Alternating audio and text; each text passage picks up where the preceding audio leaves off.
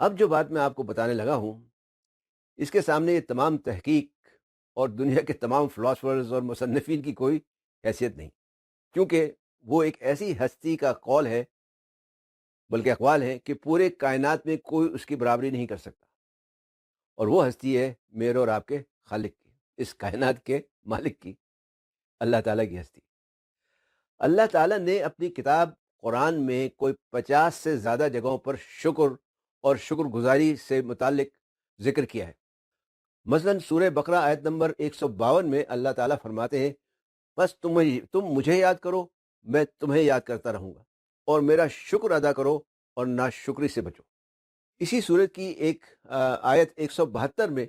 اللہ تعالیٰ فرماتے ہیں، جس کا ترجمہ کچھ یوں ہے کہ اے ایمان والو، جو پاک چیزیں ہم نے تم کو دے رکھی ہیں انہیں کھاؤ اور پیو اور اللہ کی شکر گزاری کرو اگر تم خاص اس کی عبادت کرتے ہو۔ اسی طرح سورہ نحل آیت نمبر 78 میں اللہ تعالیٰ نے فرمایا ہے، جس کا ترجمہ کچھ یوں ہے، اور اللہ تعالیٰ نے تم کو تمہاری ماؤں کے پیٹ سے اس حالت میں نکالا کہ تم کچھ بھی نہ تھے،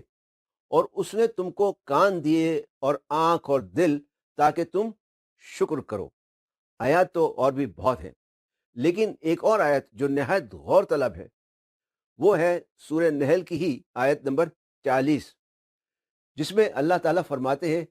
وَمَن شَكَرَ فَإِنَّمَا يَشْكُرُ لِنَفْسِهِ، اور جو کوئی شکر کرتا ہے وہ اپنے ہی فائدے کے لیے شکر کرتا ہے، یا جو کوئی بھی شکر گزار ہوگا تو اس کی شکر گزاری خود اسی کو فائدہ پہنچائے گی۔ اس آیت سے صاف ظاہر ہے کہ جو انسان شکر گزاری کرتا ہے وہ اپنے ہی فائدے کے لیے کرتا ہے، اور فوائد یا فائدے تو آپ جان ہی چکے ہیں۔